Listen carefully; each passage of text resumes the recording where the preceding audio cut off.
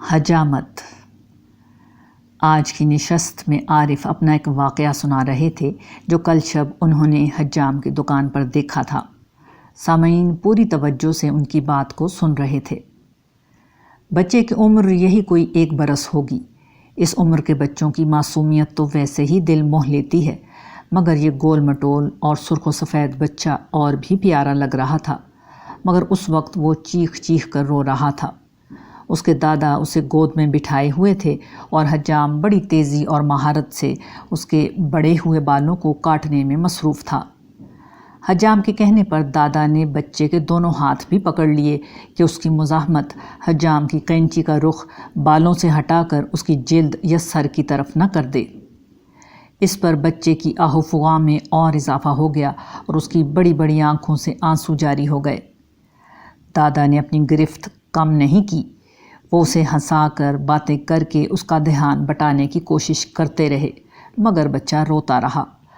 آخرکار حجامت ختم ہوئی، بچہ فوراً چپ ہو گیا، مگر اب اس کی خوبصورت شکل تراشے ہوئے بالوں کے ساتھ اور نکھر گئی تھی۔ یہ وہ فرق تھا جو بچے کے علاوہ ہر شخص کو سمجھ میں آ گیا تھا۔ زیادہ وقت نہیں گزرے گا کہ بچہ بھی یہ بات سمجھنے لگے گا۔ یہ آخری جملہ کہتے ہوئے عارف مسکرانے لگے اور پھر بولے، حجامت کا یہ واقعہ ایک دوسرے پہلو سے ہم میں سے ہر شخص کے ساتھ پیش آتا ہے۔ زندگی میں 1 سے زیادہ مواقع پر ہماری حجامت شروع ہو جاتی ہے۔ یہ حجامت کبھی دکھ اور بیماری کے ہاتھوں ہوتی ہے تو کبھی تنگی و محرومی کے ذریعے سے، کبھی حالات کی ستم ظریفی کا نتیجہ ہوتی ہے تو کبھی اپنے اور بیگانوں کے ہاتھوں سے دیے گئے زخم اس کا سبب بن جاتے ہیں۔ یہ حجامت جب بھی ہوتی ہے ہم بے چین ہو جاتے ہیں، تڑپتے اور روتے ہیں، مگر کوئی سنوائی نہیں ہوتی، بلکہ بارہا حالات کے آہنی ہاتھ اس طرح ہمیں اپنی گرفت میں لیتے ہیں کہ ہر مزاحمت کا امکان بھی ختم کر دیتے ہیں۔ بے کسی اور بے بسی کے ان لمحوں میں ہمیں کچھ سمجھ نہیں آتا، کوئی دلاسا کافی نہیں ہوتا اور کوئی تسلی دل کو سکون نہیں دیتی۔ قرار لٹ جاتا ہے اور چین کی دنیا برباد ہو جاتی ہے۔ بے سکونی اور بے صبری کے ان لمحوں میں نہ دعا کام آتی ہے، نہ وظیفے مسئلہ حل کرتے ہیں۔ لیکن معصوم بچے کی حجامت کا یہ سبق یاد رہے تو ہم سمجھ سکتے ہیں کہ یہ دکھ، یہ بیماری، یہ پریشانی اور یہ محرومی زندگی کے عارضی واقعات ہیں۔ ان کا مقصد ہمیں بہتر بنانا ہوتا ہے۔ محفل پر سناٹا طاری تھا، اگر کوئی آواز تھی تو معرفت کی اس بہتی آبشار کی تھی۔ انسانی زندگی عام حالات میں خوشیوں اور نعمتوں سے عبارت ہوتی ہے، مگر اکثر انسانوں کو نعمتیں غفلت اور معصیت میں مبتلا کر دیتی ہیں۔ یہ چیزیں انسان کے اخلاقی وجود کو مکروہ اور بدصورت بنا دیتی ہیں۔ دنیا والوں کو شاید یہ اخلاقی مکروہ پن محسوس نہ ہو، مگر رب کریم کا حسن لازوال اپنے بندوں کو ایسی غلاظت میں لتھڑا ہوا دیکھتا ہے تو اس کی شفقت جوش مارتی ہے۔ وہ حالات کو قینچی بنا کر اپنے لونڈی غلاموں کی حجامت کر دیتا ہے۔ یہ حجامت اپنوں ہی کی ہوتی ہے، غیروں کو تو وہ اخلاقی نجاستوں کی دلدل ہی میں چھوڑ کر بے پرواہ ہو جاتا ہے۔ اس لیے جب زندگی میں حجامت شروع ہو تو مایوس نہیں ہونا چاہیے، یقین رکھنا چاہیے کہ یہ عارضی مرحلہ ہے، جلد گزر جائے گا۔ بات یہیں تک پہنچی تھی کہ ایک صاحب بول اٹھے، مگر میں تو کبھی نہیں چاہوں گا کہ میری ایسی حجامت ہو، کیا اس کا بھی کوئی نسخہ ہے؟ ہاں ہے، اور بہت آسان نسخہ ہے۔ اپنے اخلاقی وجود کی گہری نگہداشت کریں، اسے حرص، ہوس، تکبر، نفرت، تعصب اور غفلت سے دور رکھیں۔ کثرت سے اللہ کے حضور استغفار کرتے رہیں، یقین جانیں پھر آپ پر ہمیشہ بہت ہلکا ہاتھ رکھا جائے گا۔ محفل تمام ہوئی اور معرفت کا ایک اور سبق سننے والوں کے دل پر نقش ہو گیا۔ شریعت کی اہمیت۔ شریعت اللہ تعالیٰ کی ایک عظیم نعمت ہے۔ اس کی اہمیت کی بنا پر اللہ تعالیٰ نے اسے اپنے اور مسلمانوں کے بیچ ایک عہد و میثاق قرار دیا ہے۔ سورہ مائدہ آیت 7۔ شریعت کی اصل اہمیت یہ ہے کہ یہ ہمیں دین کی اصل دعوت یعنی ایمان و اخلاق کا ایک قابل عمل اور موجودہ سائنٹیفک طریقے کے لحاظ سے ایک پیمائشی نمونہ فراہم کرتی ہے۔ اس کو ایک مثال سے یوں سمجھیں کہ اللہ اور آخرت پر ایمان کا اخلاقی مطالبہ یہ ہے کہ اپنا مال خرچ کریں۔ اگر دین یہ حکم دے کر خاموش ہو جاتا تو اہل ایمان کے لیے ایک سخت صورتحال پیدا ہو جاتی۔ انہیں کبھی پتہ ہی نہیں چل پاتا کہ وہ کیا اور کتنا خرچ کریں کہ اس مطالبے کی تکمیل کر کے وہ اللہ کی گرفت سے بچ سکیں۔ عقل تو یہ کہتی ہے کہ جب سب اللہ نے دیا ہے تو اللہ کا حق ہے کہ سب ہی اس کی راہ میں لوٹا دیا جائے، مگر یہی عقل بتاتی ہے کہ اگر سب لوٹا دیا تو اپنے حال اور مستقبل کی ضروریات کا کیا ہوگا؟ شریعت اس سوال کا جواب یہ دیتی ہے کہ اپنی بچت کا 2.5% سالانہ اور پیداوار پر عشر یا 10واں حصہ دے کر انسان خود پر عائد کم از کم ذمہ داری سے چھوٹ جاتا ہے۔ اس کے بعد جتنی توفیق ہو اتنا خرچ کرے اور جنت کے بلند درجات حاصل کرے۔ شریعت دین کے ہر اخلاقی حکم کے معاملے میں ایسی ہی متوازن اور قابل عمل قانون سازی کرتی ہے۔ شریعت کا یہی وہ توازن اور اس کی یہی اہمیت ہے جس کی بنا پر علماء کو اپنے فہم کو کبھی شریعت بنا کر پیش نہیں کرنا چاہیے۔ عالم کتنا بڑا کیوں نہ ہو، اس کی رائے غیر متوازن ہو سکتی ہے۔ یہ صرف اللہ کی ہستی ہے جس کی عطا کردہ شریعت ہر حال میں قابل عمل اور ہر طرح کے افراط و تفریط سے پاک ہے۔ اسی شریعت کو پیش کرنا آج کے دور کی بہت بڑی خدمت ہے۔ عام انا، خاص انا۔ اللہ کی راہ میں سب سے مشکل کام کیا ہے؟ عارف کی نشست ختم ہو رہی تھی۔ بیشتر وقت لوگ سوالات کرتے رہے اور عارف جواب دیتے رہے۔ آخر میں انہوں نے لوگوں سے یہ سوال پوچھ لیا۔ جوابات آئے اور بیشتر لوگوں کی رائے تھی کہ اپنی جان دے دینا اس راہ کا سب سے مشکل اور بڑا کام ہے۔ عارف خاموش رہے اور اس رائے پر لوگوں کا اجماع ہوتے دیکھتے رہے۔ جب سب بول چکے تو عارف نے اپنے سوال کا خود ہی جواب دینا شروع کیا۔ بے شک جان دینا بہت بڑی بات ہے۔ اللہ کے لیے جان دینے کے تو کیا ہی کہنے اور اس کا کیا ہی بڑا اجر ہے، مگر غور کیجئے کہ انسانی تاریخ میں جو ہزاروں جنگیں ہوئی ہیں ان میں کروڑوں لوگوں نے پورے شعور سے اپنے ملک، قوم، بادشاہ اور دیگر بڑے مقاصد کی خاطر جان دی ہے اور آج بھی دیتے ہیں۔ عارف اتنا کہہ کر خاموش ہو گئے۔ لوگوں کو اندازہ ہو چکا تھا کہ ان کی رائے لوگوں سے مختلف ہے۔ وہ اب اس رائے کو جاننے کے منتظر تھے۔ عارف ان کا انتظار ختم کرتے ہوئے بولے، انسان 2 چیزوں سے مرکب ہے، ایک اندرونی شخصیت اور دوسرا ظاہری جسم۔ جان دینا ظاہری جسم کی قربانی ہے۔ بے شک یہ بہت بڑی بات ہے، مگر جان دینے پر ابھارنے کے لیے ایک قادر الکلام مقرر کی زوردار تقریر، جذبات میں ہلچل پیدا کر دینے والی فیصلہ کن گھڑی اور محبت و نفرت کے جذبے کی شدت کا کوئی لمحہ کافی ہوتا ہے۔ مگر اپنی اندرونی شخصیت کو قربان کرنا، جسے عام الفاظ میں انا کو قربان کرنا کہتے ہیں، اس دنیا کا مشکل ترین کام ہے۔ انسان کسی بنا پر کسی خاص لمحے میں یہ کر بھی لے تو اگلے لمحے میں انا زندہ ہو جاتی ہے۔ کسی جذبے کی وجہ سے کسی خاص شخص کے سامنے یہ کر بھی لے تو دوسرے شخص کے سامنے انا تن کر کھڑی ہو جاتی ہے۔ بارہا ایسا ہوتا ہے کہ ہم سمجھتے ہیں کہ ہم نے انا کو ختم کر دیا ہے، مگر وہ پوری طرح موجود ہوتی ہے۔ تو یہ کیسے پتا چلے گا کہ انا ختم ہوئی یا نہیں؟ بتاتا ہوں، مگر پہلے یہ سمجھ لیں کہ انا 2 قسم کی ہوتی ہے، ایک عام اور دوسری خاص۔ عام انا اپنا اظہار بہت کھل کر کرتی ہے، اس لیے اس کو جاننا بڑا آسان ہے۔ یہ وہی چیز ہے جسے تکبر کہتے ہیں، یعنی خود کو کسی بھی پہلو سے بڑا سمجھنا اور دوسروں کو چھوٹا سمجھنا۔ کوئی بھی اس کی نشاندہی کر سکتا ہے اور ہم مخلص ہوں تو فوراً اپنی اصلاح کر سکتے ہیں۔ چنانچہ جب ہم خود کو بڑا اور دوسروں کو چھوٹا سمجھنا چھوڑ دیتے ہیں تو اس عام انا سے نجات پا لیتے ہیں، جبکہ خاص انا کو لوگ 7 پردوں میں چھپا کر رکھتے ہیں۔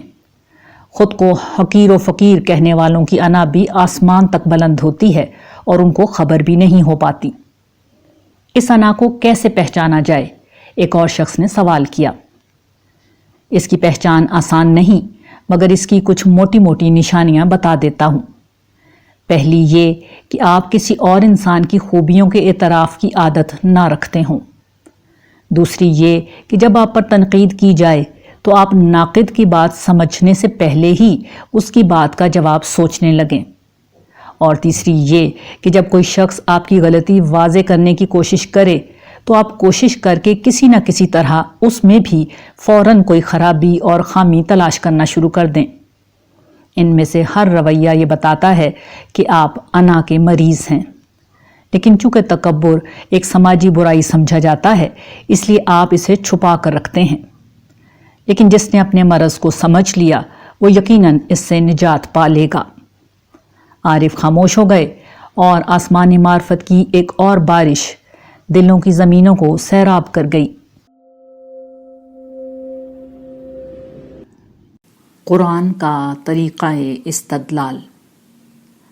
رسول اللہ صلی اللہ علیہ وآلہ وسلم نے اعلان رسالت کے بعد 13 برس تک مکہ میں قیام کیا۔ اس عرصے میں آپ نے قریش مکہ کو شرک سے ہٹا کر توحید کی طرف لانے کی بھرپور کوشش کی۔ قریش مکہ اپنے آپ کو حضرت ابراہیم سے منسوب کرتے تھے، مگر عملی طور پر وہ کئی 100 برس سے دین شرک کو اختیار کیے ہوئے اور نسل در نسل سے شرک میں مبتلا تھے۔ وہ حضرت ابراہیم اور حضرت اسماعیل کا بتایا ہوا توحید کا راستہ کھو چکے تھے۔ دیگر کتب سماوی کو وہ اپنی کتابوں کے طور پر نہیں مانتے تھے۔ ایسے میں یہ ممکن نہیں تھا کہ ایسی کسی بنیاد پر ان سے توحید کو منوایا جاتا، کیونکہ کسی بھی مکالمے میں مسلمہ دلیل صرف وہی چیز بن سکتی ہے جسے دونوں فریق یکساں طور پر مانتے ہوں۔ اس بات کو ایک مثال سے یوں سمجھیں کہ عیسائی مسلمانوں کی مقدس کتاب قرآن پاک کو نہیں مانتے، اس لیے ایک عیسائی کو قرآن کی دعوت پیش تو کی جا سکتی ہے، مگر اس کی بنیاد پر اس سے کسی بات کو منوایا نہیں جا سکتا۔ البتہ توحید کی دعوت کی سچائی کو انجیل سے ثابت کیا جائے تو اس کا انکار کرنا اس کے لیے ممکن نہیں ہوگا، کیونکہ وہ انجیل کو مقدس کتاب کے طور پر مانتا ہے۔ قرآن کریم کے مخاطبین اور اہل مکہ کے درمیان متفقہ عقائد اور مسلمہ کتابوں کی غیر موجودگی کے باوجود مکہ مکرمہ میں قرآن کریم کا 2/3 حصہ نازل ہوا، جس کے بعد قرآن نے یہ فیصلہ کر دیا کہ قریش مکہ پر بات بالکل واضح ہو چکی ہے، مگر وہ ضد اور ہٹ درمی کی بنیاد پر سچائی کو مان کر نہیں دے رہے۔ آخر کار رسول اللہ صلی اللہ علیہ وآلہ وسلم کو ہجرت کا حکم ہوا، جس کے بعد سرداران قریش کو اہل ایمان کی تلواروں سے ہلاک کر دیا گیا۔ اس بات کو سمجھ لینے کے بعد ایک بنیادی سوال یہ پیدا ہوتا ہے کہ وہ کیا چیز تھی جس کی بنیاد پر اللہ تعالیٰ نے یہ فیصلہ کر لیا کہ قریش پر حجت پوری ہو چکی ہے۔ مکالمے کے مسلمہ اصولوں کی روشنی میں قریش پر دلیل قائم ہو چکی ہے، کیونکہ قریش جیسا کہ اوپر بیان ہوا کسی ایسی کتاب یا مذہبی روایت کو مانتے ہی نہیں تھے جس کی اساس توحید پر ہو۔ قرآن کریم کا گہرا مطالعہ ہمیں اس سوال کا جواب فراہم کرتا ہے۔ وہ جواب یہ ہے کہ اللہ تعالیٰ نے قریش کو جو دلائل دیے وہ عقلی اور فطری دلائل تھے۔ عقل و فطرت وہ 2 چیزیں تھیں جو رسول اللہ صلی اللہ علیہ وآلہ وسلم اور قریش مکہ دونوں کے لیے مسلمات کی حیثیت رکھتی تھیں۔ بلکہ حقیقت تو یہ ہے کہ اس دنیا میں جب بھی 2 آدمیوں کے درمیان اختلاف ہو جائے اور ان کے درمیان کوئی ایسی چیز نہ ہو جو حجت بن سکے، تب بھی عقل کی بصیرت اور فطرت کی آواز وہ 2 بنیادی چیزیں ہوتی ہیں جو ہمیشہ باقی رہتی ہیں۔ انہی کی بنیاد پر کوئی شخص بات سمجھنا چاہے تو ہر بات سمجھائی جا سکتی ہے اور ہر نزاع کا فیصلہ کیا جا سکتا ہے۔ یہی وہ 2 چیزیں تھیں جن پر اللہ تعالیٰ نے اپنے سارے استدلال کی بنیاد رکھی۔ اس کے علاوہ جو دلائل بھی پیش کیے گئے وہ ثانوی نوعیت کے ہیں۔ مثلاً تنہا ایک رب کی عبادت کی دلیل جو قرآن میں جگہ جگہ دی گئی ہے وہ یہ ہے کہ ساری نعمتیں اور مہربانیاں جب ایک خدا ہی کی ہیں تو بندے کے سجدہ و نیاز کا مستحق بھی صرف وہی رب ہے، اس کے سوا کوئی اور عبادت کا مستحق نہیں۔ یہ سرتاسر ایک عقلی اور فطری دلیل ہے جو ہر انسان کی عقل کو اپیل کرتی ہے۔ کسی انسان کے لیے یہ ممکن ہی نہیں کہ وہ یہ ثابت کر دے کہ بارش کوئی بت، فرشتہ، جن یا کوئی انسان برساتا ہے، یا وہ ہوائیں چلاتا ہے یا فصل اگاتا ہے۔ کسی نے اگر غیر اللہ کو معبود ثابت کرنے کی کوشش کی تو قرآن نے عقلی دلائل سے یہ واضح کر دیا ہے کہ یہ ممکن نہیں ہے۔ مثلاً حضرت عیسیٰ کی الوہیت کو یہ کہہ کر رد کر دیا گیا کہ وہ خود کھانا کھانے کے محتاج تھے، وہ خدا کیسے ہو سکتے ہیں؟ بتوں کے بارے میں کہا گیا کہ مکھی بھی ان سے کچھ چھین کر لے جائے تو وہ واپس نہیں لے سکتے، وہ کیسے تمہارے کام آ سکتے ہیں؟ قریش مکہ کے پاس ان عقلی دلائل کا کوئی جواب نہیں تھا سوائے اس کے کہ ہم نے اپنے باپ دادا کو اسی بت پرستی کے طریقے پر پایا ہے۔ اس کے جواب میں قرآن نے پھر واضح کر دیا کہ اس کی کیا ضمانت ہے کہ تمہارے باپ دادا کسی غلطی میں مبتلا نہیں ہو سکتے۔ وہ اگر غلطی میں مبتلا ہوئے ہیں تو تم ان کی وجہ سے گمراہ کیوں ہو رہے ہو؟ ہر شخص سمجھ سکتا ہے کہ یہ سارے عقلی دلائل ہیں اور انہی کی بنیاد پر قریش کی قسمت کا فیصلہ ہو گیا۔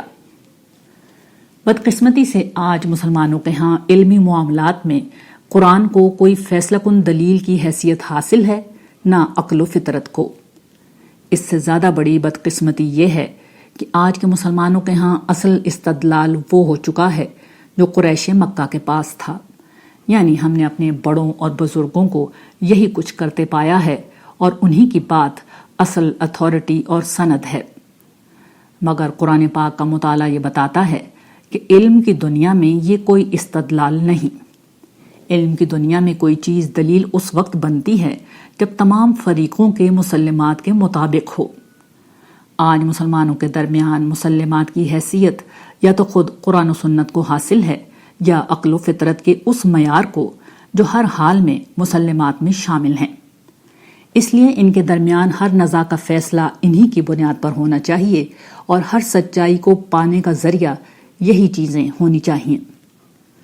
تاہم قرآن کریم ہمیں یہ بھی بتاتا ہے کہ سچائی اس دنیا میں صرف اسی شخص کو ملتی ہے جو کبر، حسد، دنیا پرستی، مفاد پرستی اور تعصب کے ہر شائبے سے خود کو پاک کر کے سچائی کا سچا طلبگار بن جائے۔ جو شخص ایسا کر لیتا ہے اللہ تعالیٰ اس کے لیے ہدایت کے راستے کو آسان کر دیتا ہے، مگر جس شخص کا سینہ ان جذبات کی دلدل بنا ہوا ہو اس کے پاس ہر دلیل کے جواب میں پیش کرنے کے لیے کوئی نہ کوئی نقطہ نکل آتا ہے، مگر یہ طرز عمل انسان کو ہدایت سے ہمیشہ کے لیے دور کر دیتا ہے۔ یہ قرآن سے حاصل کرنے والی سب سے بڑی بات ہے۔ انسان اور مصائب۔ طب کے ایک ماہر کا قول ہے، انسان اس چیز سے کم بیمار ہوتا ہے جو وہ کھاتا ہے، زیادہ تر وہ ان چیزوں سے بیمار ہوتا ہے جو اسے کھا رہی ہوتی ہیں۔ یہ انتہائی خوبصورت انداز میں اس حقیقت کا بیان ہے کہ پریشانیاں، تفکرات اور غم و الم کس طرح انسانی صحت کے لیے نقصان دہ ہیں۔ کم و بیش تمام ماہرین طب یہ بات بیان کرتے ہیں کہ ہائی بلڈ پریشر اور عارضہ قلب سے لے کر پیٹ کی متعدد بیماریوں حتیٰ کہ دانتوں کی کمزوری اور ٹوٹنے کی وجہ بھی اکثر حالات میں فکر و پریشانی ہوتی ہے۔ اسلامی تعلیمات ایسے مسائل سے نمٹنے کا ایک بہت اچھا طریقہ بیان کرتی ہیں، وہ ہے صبر و رضا اور تفویض و توکل۔ انسان کے بیشتر مسائل اور پریشانیاں دو طرح کے ہوتے ہیں، ایک ماضی میں پیش آنے والے واقعات جنہیں یاد کر کے انسان کڑتا رہتا ہے، دوسرے مستقبل کے خوف اور اندیشے۔ تفویض و رضا اس چیز کا نام ہے کہ ماضی میں جو سانحات پیش آئے انسان انہیں اللہ کا فیصلہ اور رضا سمجھ کر قبول کر لے، وہ یہ امید رکھے کہ اللہ تعالیٰ ان مصائب کا بہترین بدلہ اسے دنیا و آخرت میں دے گا۔ یہ رویہ انسان کو حقیقت پسند بناتا ہے، جس کے بعد وہ ماضی پر کوڑھنے کے بجائے مستقبل میں ملنے والے بدلے کی امید میں جینے لگتا ہے۔ توکل اس چیز کا نام ہے کہ انسان اپنی کوشش کرنے کے بعد مستقبل کے ہر اندیشے کے مقابلے میں اللہ تعالیٰ سے یہ امید رکھے کہ وہ اسے مشکلات سے بچا لیں گے۔ اس کے اندیشے کبھی حقیقت کا روپ نہیں اختیار کریں گے۔ یہ رویہ ایک اعلیٰ درجے کی عبادت ہے اور انسان کے تفکرات کو بھی دور کرتا ہے۔ حقیقت یہ ہے کہ صبر و توکل کی سوچ آخرت کے ساتھ ساتھ دنیا میں بھی انسان کو بہت سے مسائل سے بچا لیتی ہے۔ وہ آخرت میں اللہ کے ہاں اجر پاتا ہے اور دنیا میں فکر و پریشانی اور نتیجتاً بہت سی بیماریوں سے محفوظ رہتا ہے۔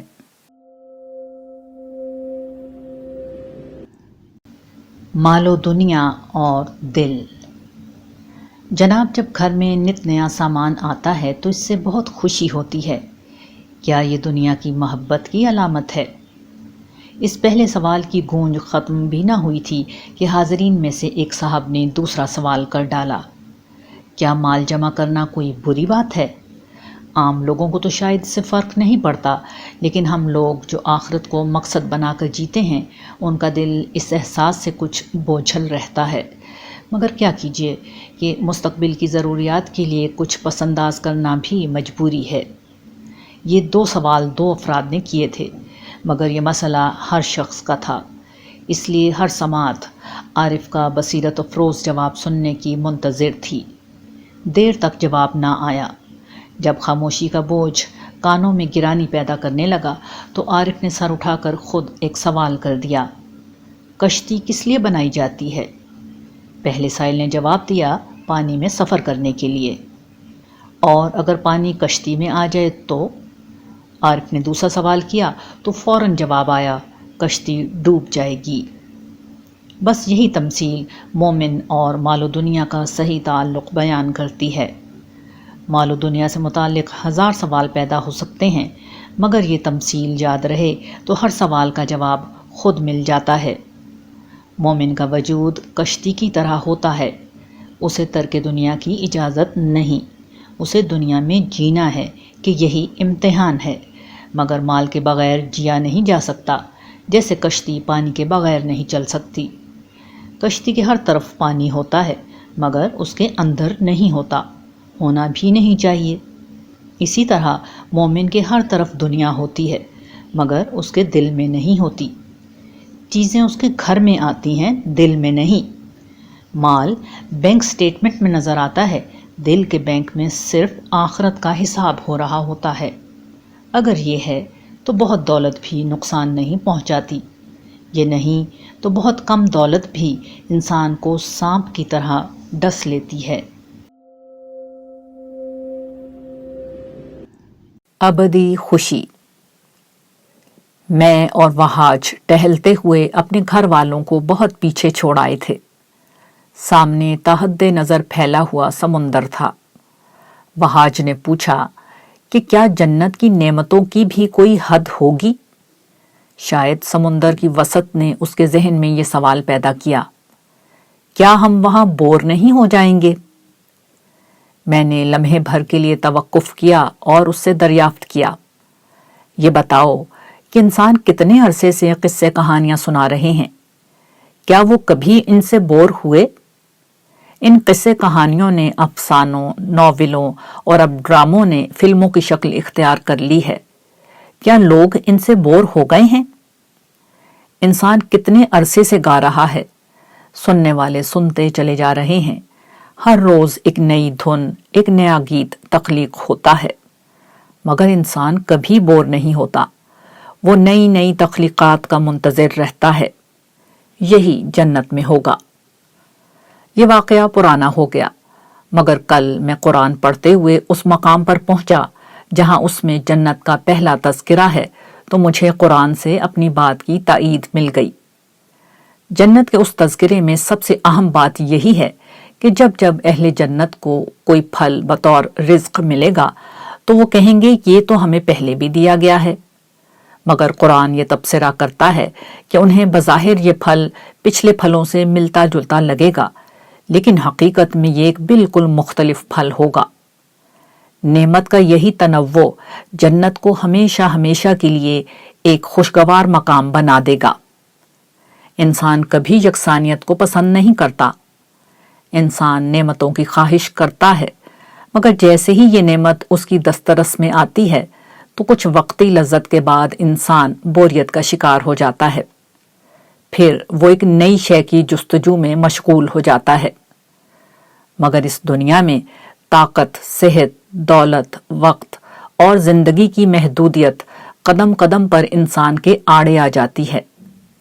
جنت ہی وہ مقام ہے جہاں کوئی محدودیت نہ ہوگی، اور اس سے بڑھ کر خدا اپنی ساری خلاقی کا مظاہرہ کر کے ہر روز اور ہر ساتھ انسان کو ایک نئی نعمت اور لذت سے روشناس کرائے گا۔